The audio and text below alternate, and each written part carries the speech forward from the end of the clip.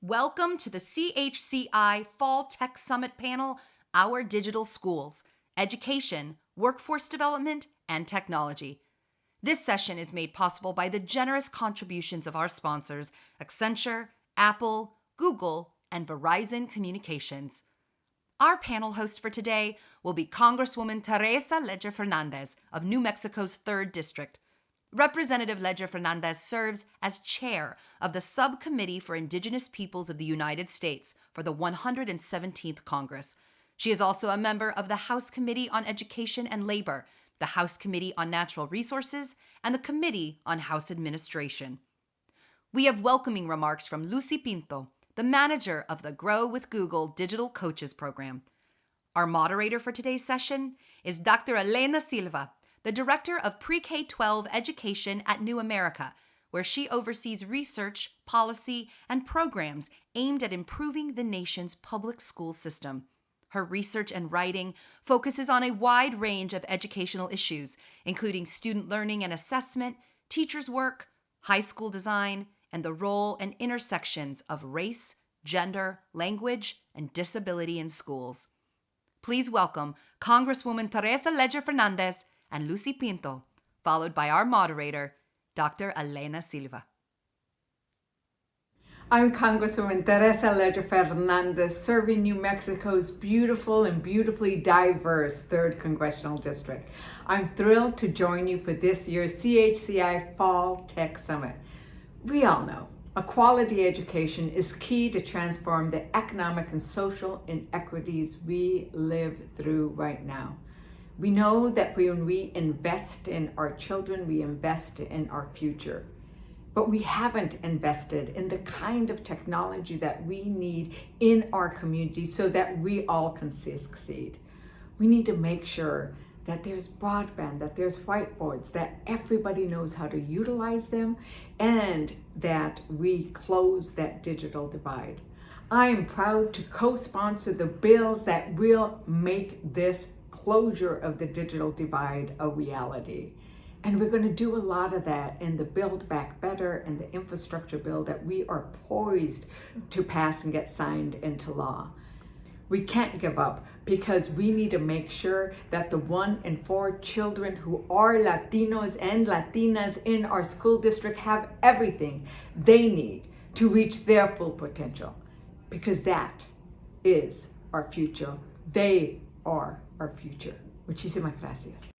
Thank you for the warm welcome. My name is Lucy and I'm honored to be with you all today.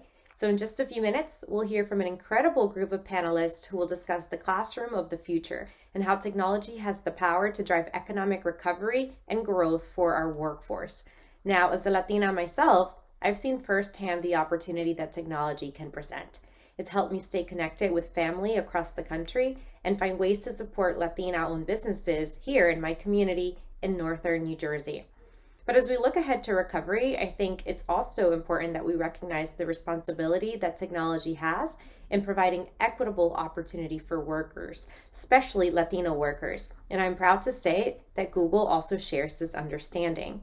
Google recently made a new $15 million commitment to advance economic equity in the Latino community. This includes working with the Hispanic Association of Colleges and Universities to provide digital skills training at career centers in HSIs so that the incoming Latino workforce is prepared for the future of work. Google also offers career certificates, online training that prepares people for in-demand jobs that are projected to grow in the next decade. We actually recently announced that these certificates are free for community colleges and CTE high schools to add to their curriculum. And we're also providing 100,000 certificate scholarships across the country to help more people access this training. We believe that investing in the skills and talent of Latinos can ensure that the future of the U.S. workforce is strong and that everyone can succeed in our increasingly digital economy. Before we kick off the discussion, I want to first thank the Congressional Hispanic Caucus Institute for their leadership in advancing issues that impact our community and for welcoming us to participate and learn from the many leaders here today. Thank you all for your commitment to drive economic opportunity for us, Latinos. So with that, I will hand it back to our esteemed panel. Thank you so much.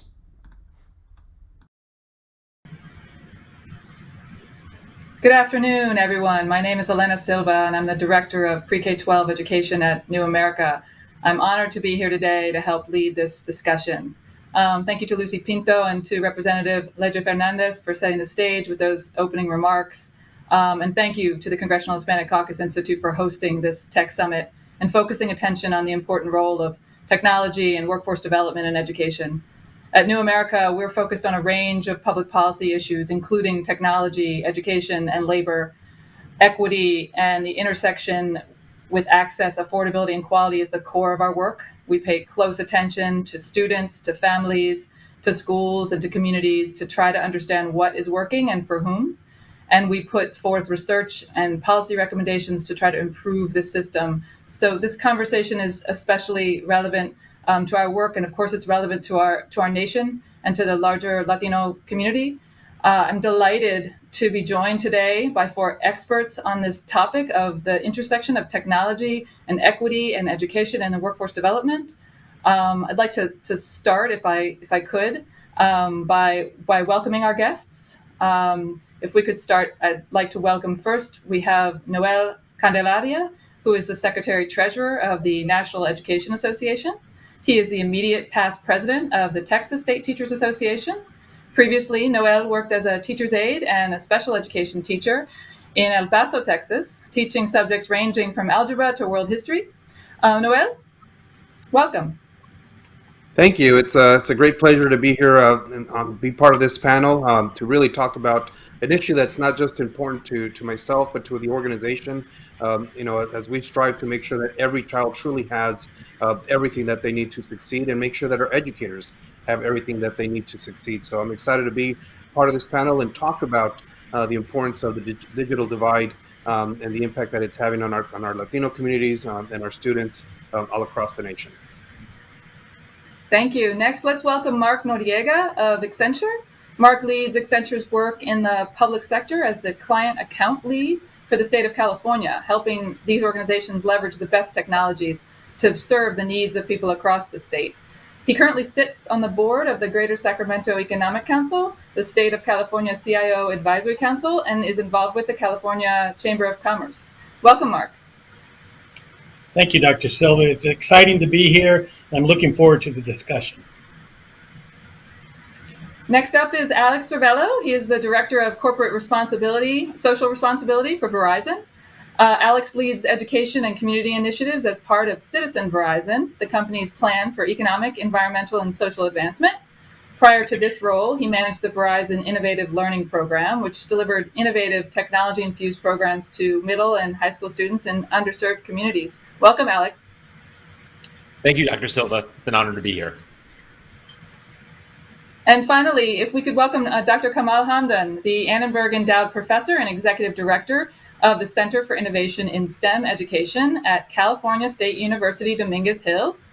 Previously, he was a math teacher in the Los Angeles Unified School District and has been instrumental in recruiting and preparing highly qualified STEM teachers to teach in hard-to-staff urban schools. Welcome, Dr. Hamdan. Good morning, Dr. Silva. It's a pleasure to be here. Welcome to you all, and thanks for joining us. To all the participants out there, please feel free to tweet your comments about this session at CHCI Summit. We'd also love to see what questions are generating for you, what questions you might have for the panelists. So please feel free to type your questions in the chat box, and we will hopefully be able to get to as many questions as possible. There is so much to dig into and plenty of directions we could take this conversation in. But in the interest of time, we're going to try to narrow it down and focus on just a couple of key intersecting issues. The first is the fact that we have, and we know there are persistent digital inequities among school-age children and their families, where some have consistent access to reliable devices and to high-speed broadband internet, and others simply do not. So let me ask all of you, and let's start with Alex, then we go to Noel, Mark, and Kamal, maybe as a lineup.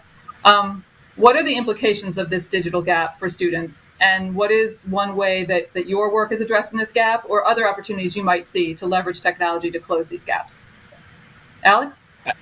Absolutely. And I mean, obviously there are many implications of this digital gap, but I think the one the pandemic really demonstrated for us is that originally we spoke about this homework gap, and now we see an instructional gap, right? We had millions of students who just didn't have access to live instructions or didn't have access to even the technology or the connectivity.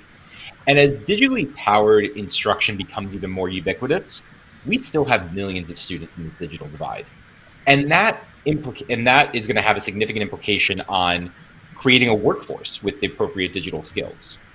So at Verizon, we actually have a goal of reaching 10 million youth with digital skills training through a variety of programs because we understand the importance of not just having the right devices and connectivity, but also in being able to apply that technology correctly. So through Verizon Innovative Learning, we provide technology, access, and comprehensive professional development to Title I middle and high schools nationwide. And I'm really proud of the fact that we don't stop at just the connectivity, but understand the importance of that digital skills training.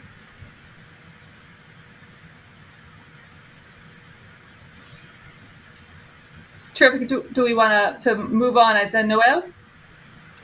Sure. Thank you. Thank you, Dr. Silva, and thank you, Alex. I think when we think about the digital divide and the gap, and the impact that it's having on our students, we've seen as educators firsthand, right, with with the pandemic, and even now with vaccines being more readily available and schools, reopening across the country as far as the physical buildings, we've seen the digital divide and homework gap.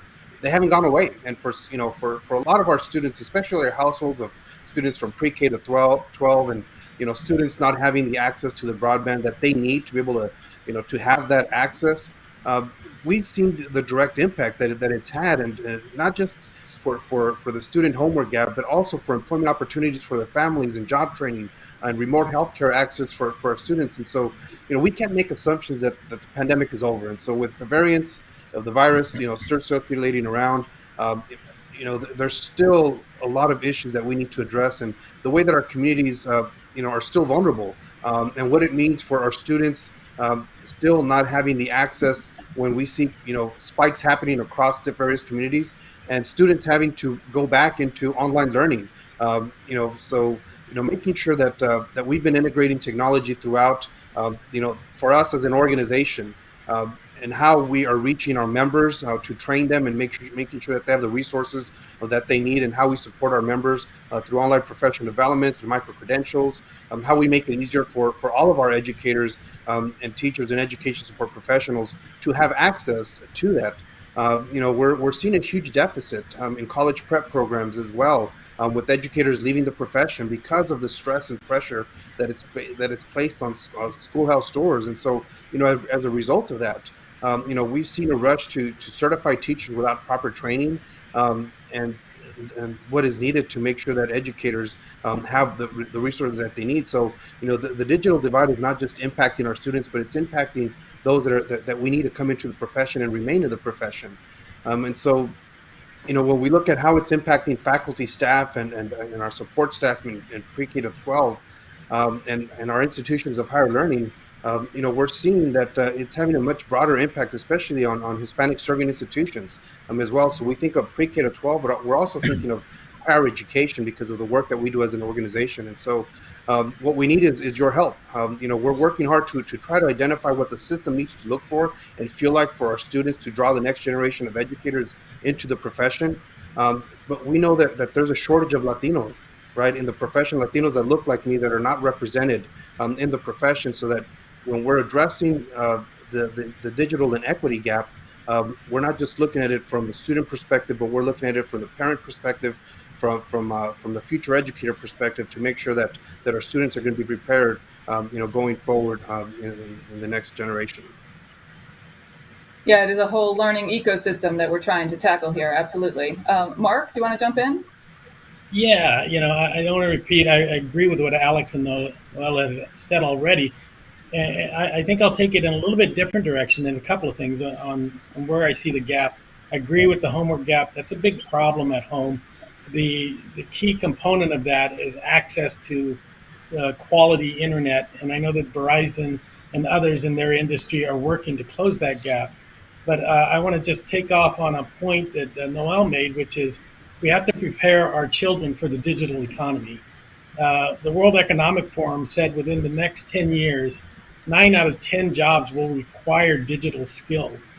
So we've got to make progress here, or we're going to fall further behind in that regard. At Accenture, we have created curriculum. One of our programs is called Skills to Succeed, which provides training for both high school and college students to get prepared for the workforce, because it's not enough to get the education if they don't understand the norms of corporate America either. So we're looking to provide not only digital skills, but innovation skills, communication skills, so that they can actually achieve once they get to the workforce. But I couldn't agree more with both Alex and Noel on the importance of providing our teachers the tools they need to be more effective. The pandemic has done one thing.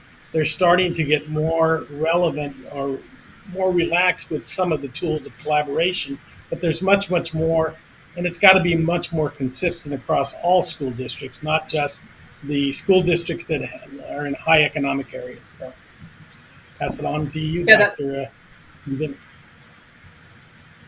Yeah, that's helpful. Dr. Hamdan, do you want to jump in here?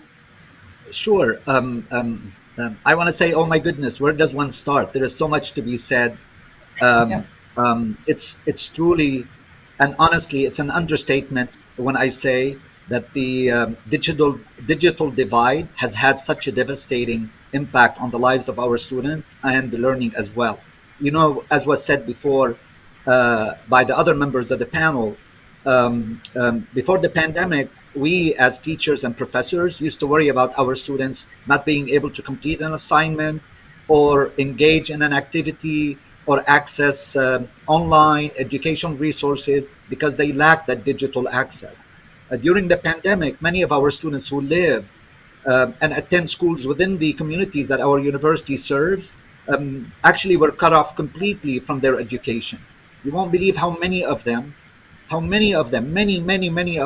were not able to go to school or engage in school activities for months at a time. And yet we talk about the learning loss and we talk about these implications that affected our students' lives and their learning. But I also want to say that, and I mean, no, I'm preaching to the choir here. Many of our students live day to day. Their parents, their guardians have to worry about making a living, putting food on the table, and they have to worry about meeting their children's and their families' basic needs, right? Shelter, food, safety, security, and what have you. Many cannot afford to pay for the proper or appropriate device to be used at home or at school, or cannot pay even for the cost of basic internet or basic online access. It's really difficult for parents or even their children, their students, to worry about school and schoolwork when you don't know when your next meal is coming from. It's really, really tough for our students. So the implications are really great. I also want to mention that often, especially recently, we've been hearing about studies conducted by universities, think tanks, researchers, what have you, about the impact of the pandemic on student learning, right? And we've often hear data shared by those researchers that 30%, 40%, 50% of those who completed the survey reported that they experienced a learning loss. What worries me more than anything else, honestly, is those who were not able to complete the survey because they did not have online access. Those are the voices we don't hear. Those are the kids that we don't know anything about. We don't know where they are. We don't know who they are. Can you imagine the impact of the digital divide and the learning loss on these children? It's really, really unbelievable. Those are the children that I believe we should be focusing on. Those are the children that through our projects and our partnerships we focus on. Um, the consequences are great for their learning. And I want to say also that um, as we speak today, as we are meeting here today, honestly, we have about 300 middle school and high school students who are on our campus today, learning how to develop apps, learning how to code, learning how to use advanced fabrication technology, and hanging out with our college students. Those are the experiences that we need to engage our students in so they can have a fair chance at securing a decent future for themselves. Only if you could see the look on their faces, like I cherish these moments, honestly. Only if you could see the look on their faces when they see or engage or interact with a new iPad, or when they learn the software to communicate with a 3D printer to print an object that they brilliantly designed and selected. You know, often teachers complain about the motivation of those students and about their attention span. Yet these same children can sit in front of the 3D printer for 2 hours watching it print something they brilliantly designed. So talk to me about motivation. Talk to me about attention span. And I also want to say, if I may, we know the students love to learn. We know they have what it takes to excel. We know they have the potential to do really well in math and science. The only thing that we are not offering them is the right experiences, the right resources, so they can be in a position to excel in all of these fields. We know they have what it takes. We know they are motivated to learn. We know they enjoy learning only when learning is appropriate. So um, um, you have no idea. When I speak about this topic, I can go on and go on and on. And I speak with a heavy heart and a broken heart. I kid you not. I feel for these children. These are real people that we see on daily basis. You know, if we provide them with the right resources, if we close that digital divide for them, they will achieve at a much higher level. We know, we've seen it. And I hope we will be able to work together to close that digital divide and give our students a chance at a fair and decent future. Absolutely, thank you for that. And I think we all have a heavy heart about it. Let's talk. We've talked a little bit about what might be needed, and I want to dig back into some points that were made about educators and the importance of a qualified, well prepared educator workforce, because we do know that students need these devices. We've seen and heard about the kids all sharing one cell phone, right? You've got kids trying to do their assignments on a single cell phone that is not it's their parent's cell phone. So all of that. So the devices matter. Of course they do. Broadband, huge investments happening right now in broadband they're not nearly even enough, but they're good. We know that's important too. You need to be connected at home. We don't need people in parking lots trying to get access because they can't get access at home. We also know that in schools, educators and the school staff that support all the educators, there's a lot of people in schools that are doing this support. Those matter so much to students and to families too, to make sure that there's a connection. And they're the ones that really are holding the keys in a lot of ways to leverage this technology. It's a cross-cutting issue, the importance of this qualified, well-prepared workforce of educators that can really integrate technology in engaging in meaningful ways for students, because that's the key. It's not just handing it to them, it's making sure they know how to use it in ways that really engage students. So some of you talked a little bit about this, but if we could go through and you could say what the role is of your respective organization, because you all sit in different spaces, and this is a trajectory, a system of education and workforce development that we're talking about. What is the role of your respective organizations in developing and supporting educators that can integrate and leverage technology in these ways, or examples of how digital literacy is being advanced for teachers or other educators, even if it's not in your work? We might want to go, anyone can start, but if not, Alex, why don't you start us off again? Sure. So I think before I talk about how we support educators, I think one of the important things about what we do with Verizon Innovative Learning is we also empower educators as technology leaders. So we know that our educators are the ones who are the ones who are really using that technology in the classroom on a daily basis. So with our Verizon Innovative Learning program, we rely on an advisory council of educators, school leaders, district leaders to really help us to ensure that we're not creating problem or solutions in search of a problem, but rather actually addressing the real issues at hand. The second piece that we also do is we develop ed tech applications to be used in our Verizon Innovative Learning Labs. During that development process, we actually bring educators and students into that to really make sure that we're creating experiences that resonate with the middle school audience or a high school audience, and that really are aligned with standards, that are actually educational experiences that they want to go back to in those lab opportunities. What we do from the support perspective is all of our Verizon Innovative Learning schools, in addition to offering that technology and access, we also offer comprehensive professional development. And the way we do that is actually through our nonprofit partner, Digital Promise. and a full-time learning coach that is hired at each building. So we make a teacher leader position on each campus, and that teacher leader is responsible for managing 2 to 4 years of professional learning for the school, ensuring that all of the educators are coached on proper technology integration. And we also empower an educator to be an effective coach past our engagement with the school. We've seen a lot of success with that professional development. In fact, during the pandemic, 93% of our educators said that the professional development they received helped prepare them for remote learning, which was obviously never the original intention of our program. So we think it's incredibly important because we have to remember that the digital divide doesn't end with devices and connectivity. They're important pieces of that digitally enabled education system, but we can't expect them to be used effectively until we help educators, school leaders, district leaders develop sustainable practices for technology integration. So Noelle, of course, the educators are at the center of the work. So what is it that is happening for educators to ensure that they really can integrate and leverage technology and know how to use it, really? Well, I mean, I think we have to look at it from, a multifaceted approach. So, one is the systems and structures that need to be in place, which require the funding. We have a lot of one-time investments. We're looking at the investments right now with the infrastructure bill, and how that's going to be able to help connect students and communities and educators, to make sure that they have access regardless of where they are.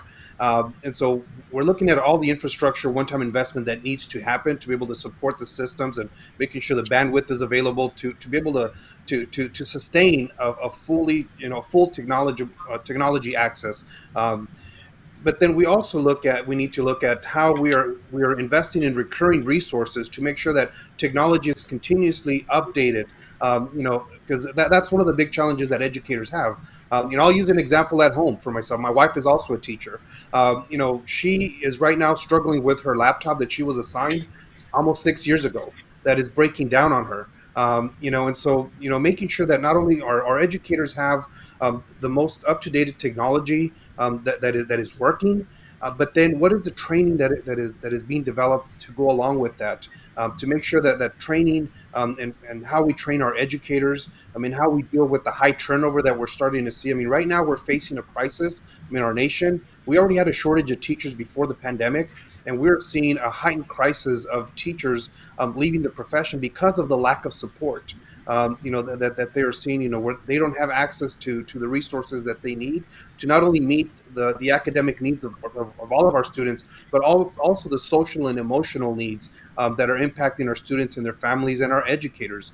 And so, not only are we talking about the need to quality professional development so that all of our teachers can utilize the technology, and be able to prepare our students, but everything that supports educators in the entire community that is needed. And so, as NEA, we're looking at how we are preparing our aspiring educators. We have a program for students that are in college that are getting ready to be teachers, and what do those programs look like? Our locals that are working with their school districts to make sure that not only do we have access to the technology, but what is that professional development, and what does it look like, and how do we make sure that our educators are getting the support that they need throughout their entire career, not just when they enter the school district or the profession, but continuous quality professional development that is going to be really key, that we stay on top. And oftentimes we often hear, especially in the Latino community, where we're trying to push students towards STEM, right? Science, technology, engineering, and math, and how important it is for our Latinos to be represented in those fields. But we often forget that we need teachers to prepare them for those fields, right? And so if we're not also addressing the need of making sure that we have that we're treating teachers with respect, and we're paying them what they deserve, and making sure that they have all of the resources to support our students, we're just constantly going to be in a position where we're chasing, and not leading our students where they need to go. Well, that's true, and it's true for teachers and all the way up through higher education faculty, that they not only they need that training, they need the device, this computer, right? It's central, but there's also the volume of applications and platforms, and I don't know exactly what that volume has looked like over the pandemic compared to what it was, but it's massive. And so the number of different things you need to understand how to use in order to really use technology well, all the technologies, is really quite stunning. And so there's a big burden, I think, on educators now to figure out how to use all of these things. And you have students in many cases teaching them, right? Just as the children are teaching parents. But Mark, I want to give you a chance to respond, and then Dr. Hamdan as well. Yeah, just kind of following on onto the educational component of teachers. Couldn't agree more. And we build curriculum that we share with nonprofits, upskilling organizations, as well like the Junior Achievement and other local charities here in Northern California, but all across the country. As I think about the teachers, and I couldn't agree with you more, Noel, we got to find a way to attract more and more people of color into the teaching profession. And we've got to make it comfortable for our students to see that that's a profession that's noble and something they should aspire to as well. So I couldn't agree with you more there. I'm somewhat encouraged that we now are entering a phase where digital natives are now moving into the K through 12, where they've grown up with it. I see my granddaughters swiping left and swiping right. Many children don't have that opportunity, so we've got to fix that. The one thing I would add here, right, because when I think about what our role is, we've got, I think Dr. Hamdan mentioned it, there's got to be better partnerships between corporate America and the educational institutions, as well as the policymakers in the public sector as well, to make this work. I don't think the stool stands by itself, right? All of us are parents and have children in schools, and we have a responsibility there. And so I think that there's an opportunity going forward where we can actually build these partnerships. I'm going to be talking to Alex about what they're doing with the education at Verizon for teachers, because we do a lot of work with Verizon. We can do more as corporate entities going forward. The one thing I would say, too, is we talk about all this new technology and everything that we're going to be bringing to the educational K through 12 system, or pre-K through 12 and beyond. And every organization that we do work with require tremendously huge change management efforts to move a system from where they are today to where they need to be tomorrow. And I don't think I've heard once in this, we're expecting so much of the districts and the educators, and in some circumstances, the students. I'm less concerned about them because they pick it up fairly quickly once we give them access and the availability of it. But the teachers, the new digital natives moving into the profession, they're going to be better served because they know it.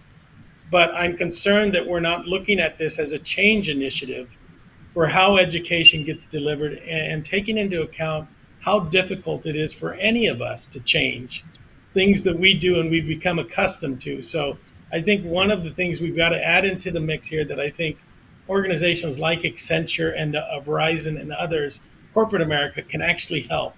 We are always looking for community service and volunteering, and we should be looking at expanding our community services as a firm and figuring out how we create these partnerships with education so that we can have quarterly going in there and speaking to all the educators on a topic that they want to learn more about, because the change is not easy, and we've got to give them tools to manage what we're asking them to move towards. Even if we gave them all the new systems and technology, the adoption of that with teachers that range in age from early 20s to the late 60s and beyond, right, are going to struggle if we don't give them tools to manage that change. So I would just add that, Dr. Silva, to the conversation. Yeah, and a couple of those, before I go to you, Dr. Hamdan, a couple of you have referenced this, but I think this is core to what you're saying, Mark, that the system is not connected. So we have these pieces that are not connected. And so it's not a systemic approach because they're not connected. And so at New America, we have a youth apprenticeship program, which is connecting high schools with post-secondary higher ed and employers. And we have a Grow Your Own Educator program the same way. We're trying to connect K-12 with higher education and what is a growing workforce, try to diversify the teaching profession. We see those as opportunities. But it requires connecting across these systems that don't really speak to each other well. I mean, we speak different languages in K-12 and higher ed even. But back to the educators, and just on that note, Dr. Hamdan, I want to give you a chance to get in here. Sure. So, look, I think we all agree that the key ingredient for student learning is highly effective teaching. So, developing a core of highly effective teachers and supporting in-service teachers so they become highly effective teachers is is critical to student learning and student success, right? I think there's no doubt about this. So, we, as a California State University, as a public institution of higher education, we have an obligation to do whatever we can to prepare highly effective teachers to place in schools within the communities that we have an obligation to serve. There's no buts about this. This is what we are supposed to be doing. It's an obligation for us. We're not doing those schools, the communities that we serve, a favor by doing so. This is what we exist basically for. So we play a major role in preparing highly effective teachers and in staffing the schools that are referred to as high need schools. Let me tell you, you probably know this already, but I have to say this, and that is even today, this is November, almost the end of November, right? There are so many schools within our university service area that are still not fully staffed. There are children, not hundreds, but thousands of children who do not have teachers in the middle of November of 2021. This is criminal, for goodness sake. It's immoral. How could we have children not have highly effective teachers? I'm not talking about I'm talking about teachers, period, meaning highly effective or not highly effective. We have classrooms who do not have regular teachers day to day. But I want to also mention one thing that Mark touched on, and that is it's because of our partnership with companies like Apple and Toyota. I honestly cannot say enough about the Apple team and the Apple Toyota. It is because of this partnership we've been able to develop a menu of opportunities for in-service teachers, but also for aspiring teachers. We offer them computer science courses so they can acquire that computer science content to be able to integrate it into their curriculum and teaching practice, right? We even offer them workshops, most of the time led by our team members in collaboration with the Apple team, to teach teachers how to code, to teach students how to code. We offer them micro credentials and advanced fabrication technology, project based learning, next generation science standards, and so on. Look, every university should take this on as a challenge. It should take it on as an obligation. It's not enough that we prepare teachers and then once they are done with our program, they are on their own.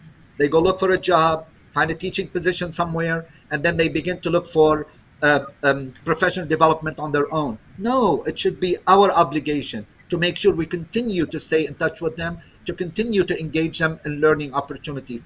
Teachers are lifelong learners as well, like their students. We have an obligation to do this. And look, no matter how hard we try, as an institution of our education, as you all know, our resources are limited, right?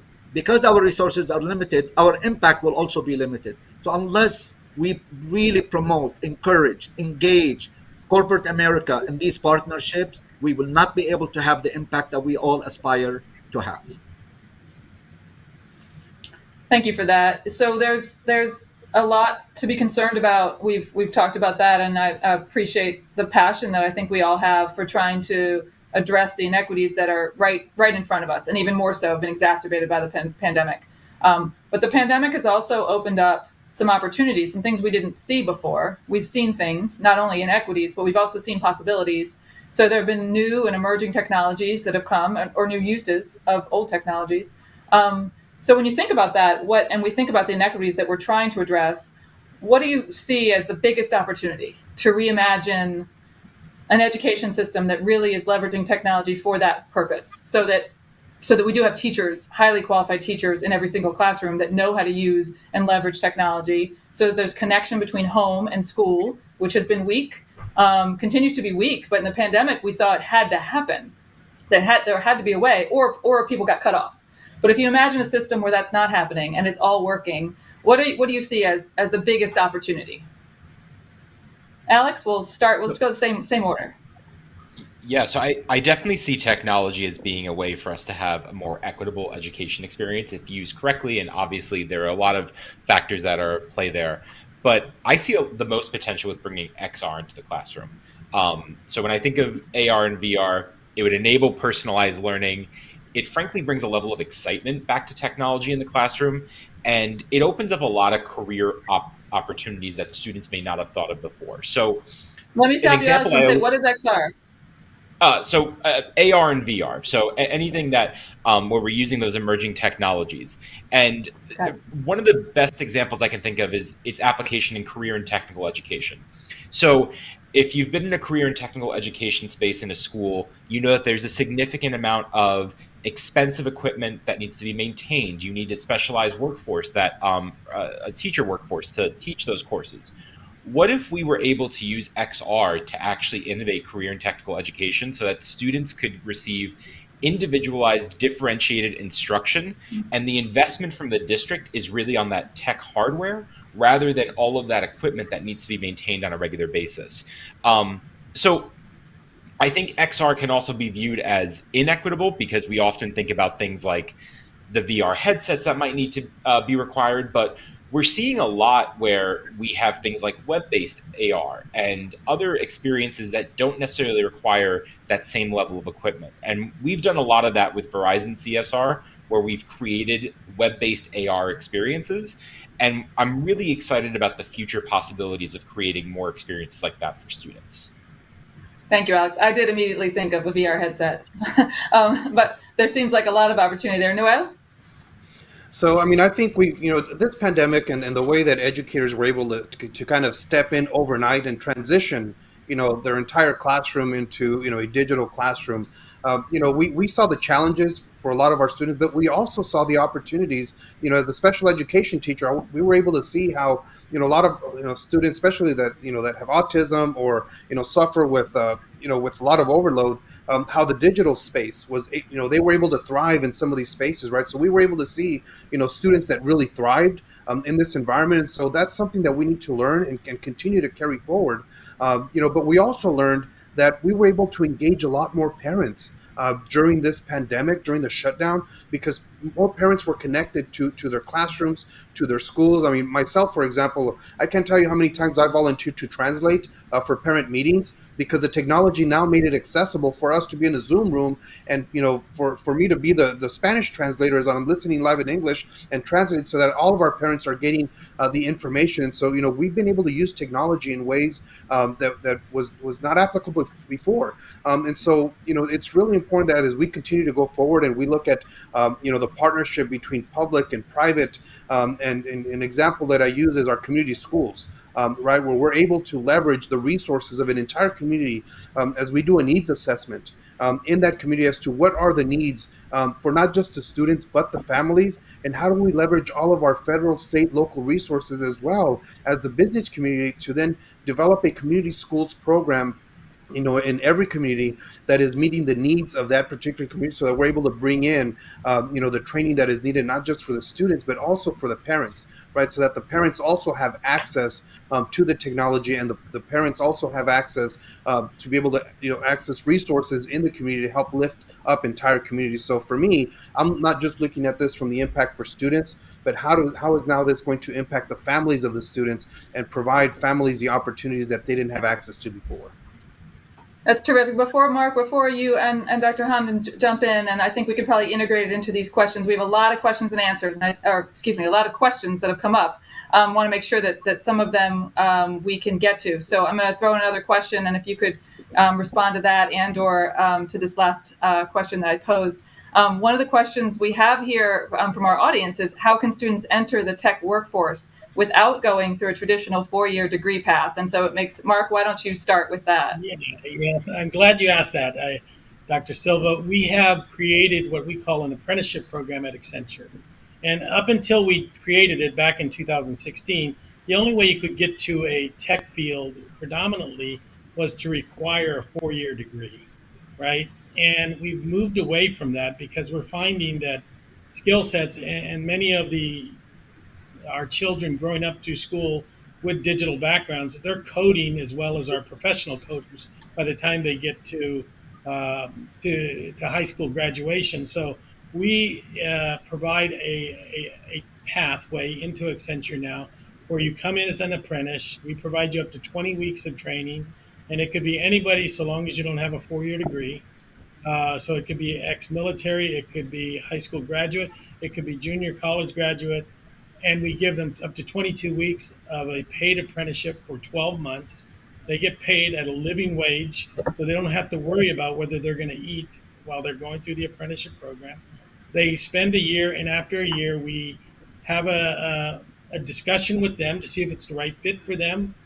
And we then, at that point, hire them. We've been able to transition about 90% of all of our people that we've done this. We've done well over 1,000, and we're in partnership with many other industries, Aon and others, that are doing the very same thing. So we've recently launched in California, Northern Cal, an apprenticeship network where more than ourselves and other industry leaders are getting involved to hire that way.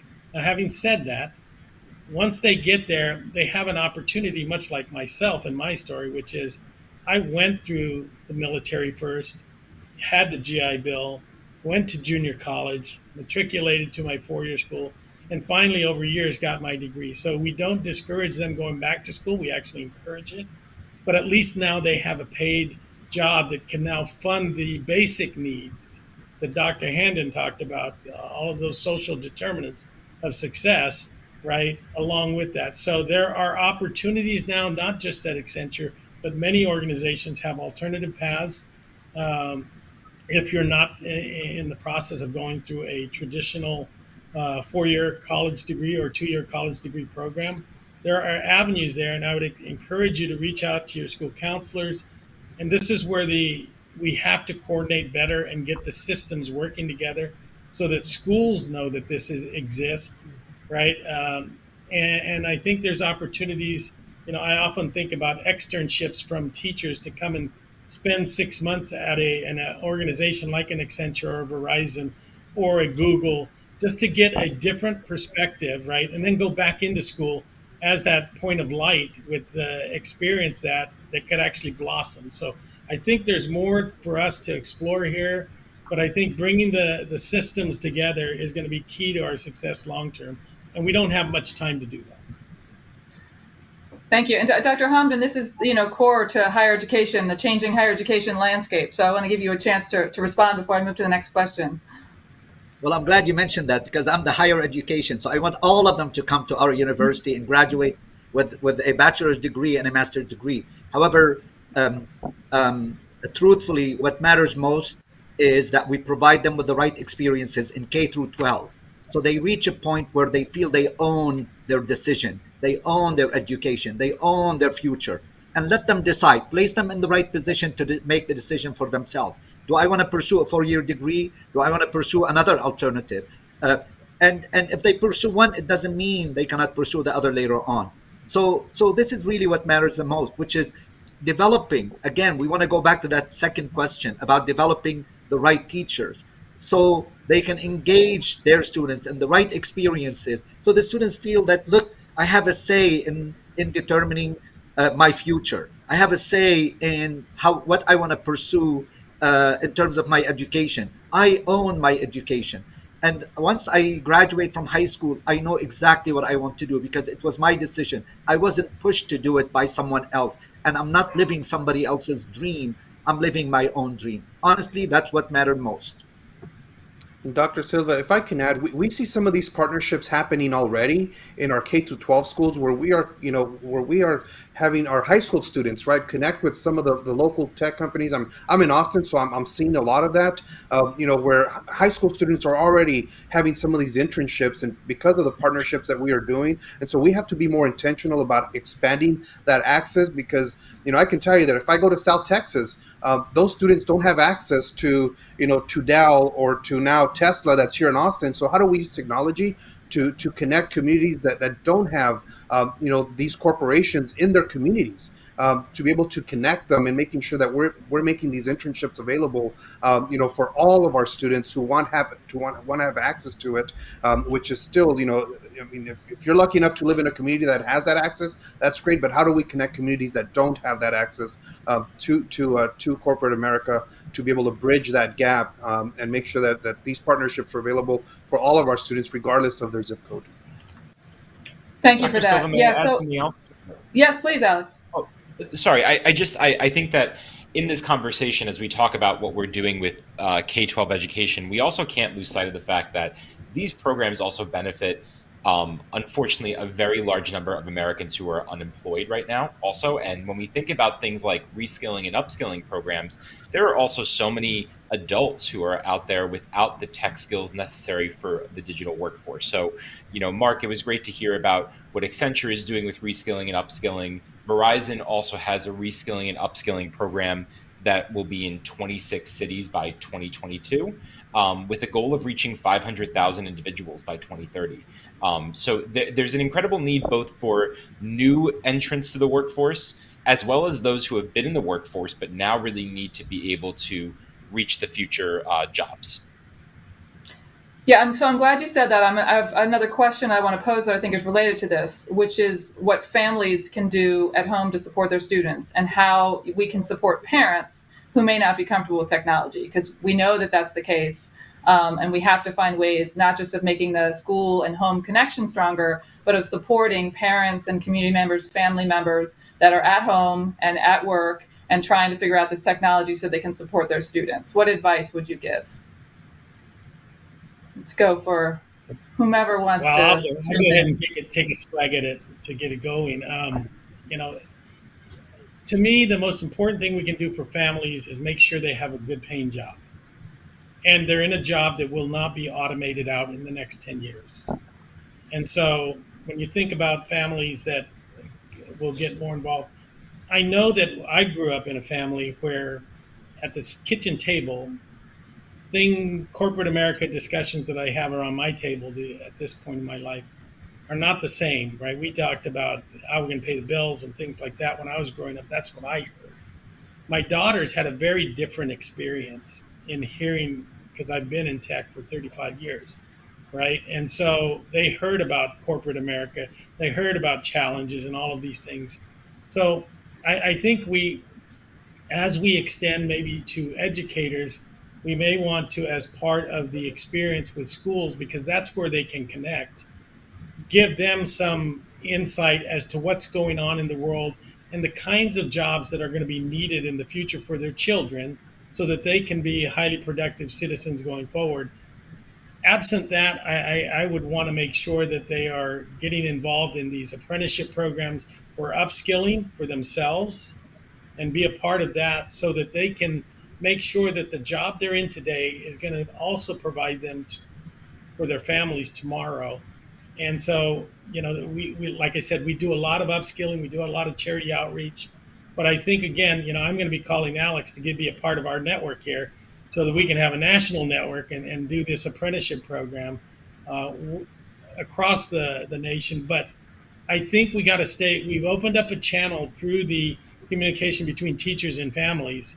We got to use that channel to provide them opportunities to learn and not use it just for, is this assignment done? Let's use it as an outbound communication vehicle to share with them some of the things that are going on in the community, whether it's in Austin or Sacramento or Silicon Valley or, down at the border of Texas, right? Because we have these technologies now. If we choose to have something for educators, we should make it for all educators, regardless of their zip code, if they want to join. And everybody can learn, right? So it doesn't have to be specific to a zip code anymore. Now that more people are comfortable and more people have access to things like Zoom. So I think it's a promising time for us to reach more. Yeah, I'm sorry. Yeah, to extend that, where educator actually oftentimes is the parent as well. And so I think any other final insights, we're going to move now, and I'm going to give you all a chance in just a moment for each of you to just give a closing final thought. But any final insights on what advice you'd give to parents? There's parents at home that are trying to figure out how can I leverage technology better? How can I help my students? Last final burning thoughts on that? I think the I'll go parents. just. Yeah. Oh.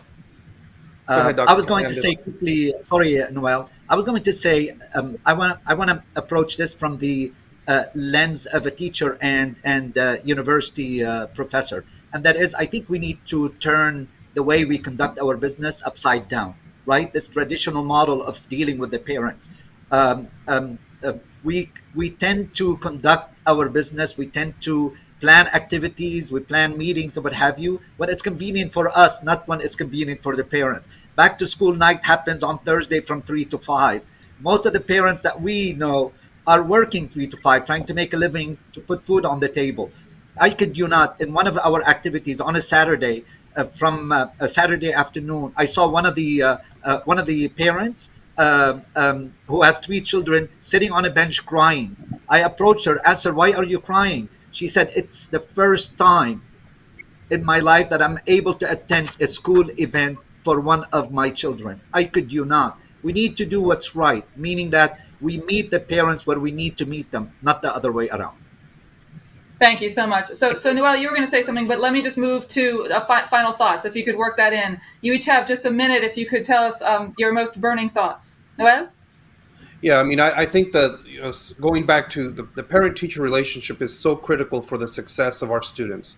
And making sure that that relationship is built on trust, but also to make sure that there's stability in the workforce, not just for parents to be able to earn a living wage, but only need one job so that they can actually have the time to participate in their kids' activities at schools and build those connections, and also teachers, right? So that teachers don't have to work more 2 or 3 jobs themselves, so that we do have that stability in the workforce for both educators and parents. And so we know that research has shown that when students have access to high-speed broadband at home, they're more likely to have a GPA that's at least half a letter grade higher than those without, right? We know this.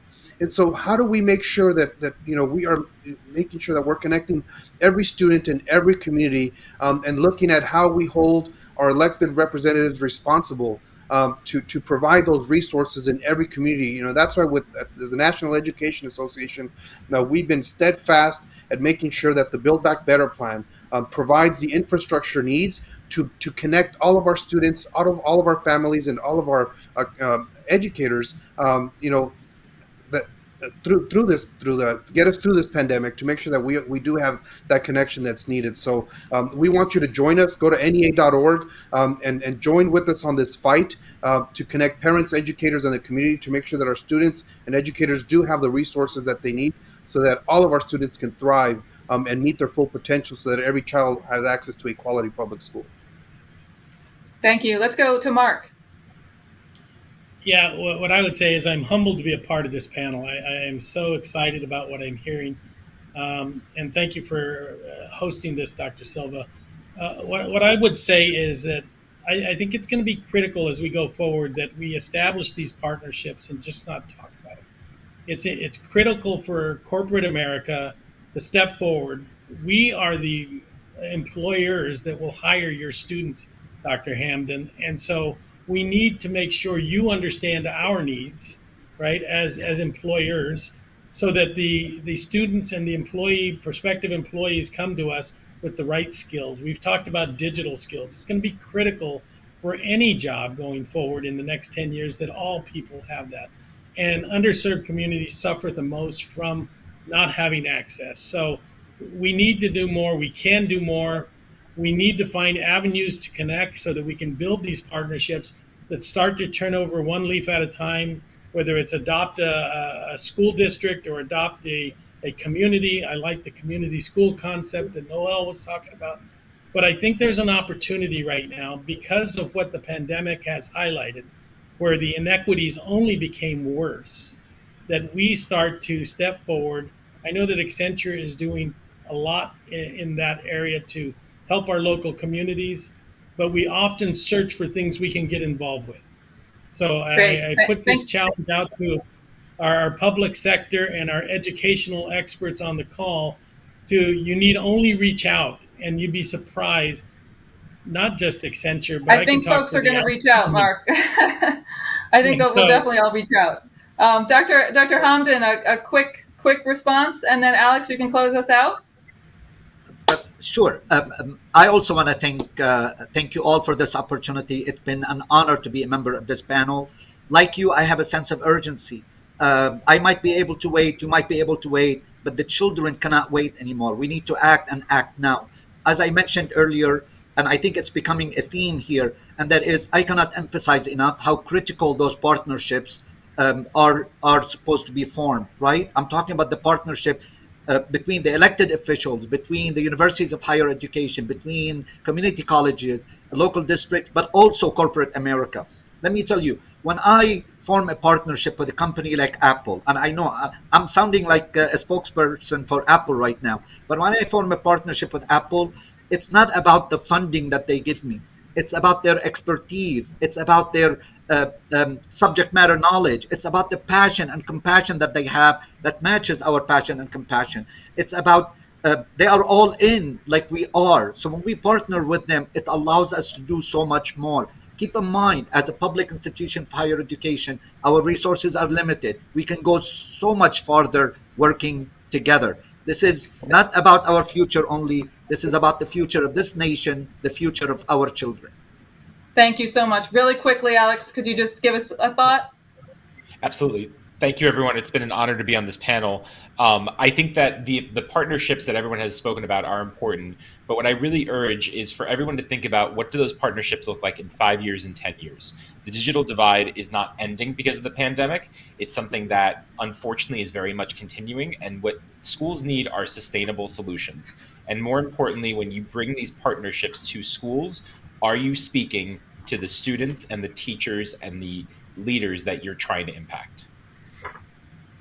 Thank you so much. Thank you all. This has been just a pleasure. There's a lot that came up, obviously, about the problems we still need to solve. Also, a lot of bright spots, a lot of innovations we heard about. This is about creating connections, I think, using technology to deepen those connections between educators and students, families, and communities. I'm honored to be a part as well with this panel. So thank you all again. Appreciate the very thoughtful discussion. For the audience, I hope you'll keep tweeting about the Tech Summit at CHCI Summit. We have a few more sessions scheduled for today covering other topics in tech, including infrastructure to address the digital divide, virtual reality, and new trends. And with that, I want to thank you all for taking the time to join us.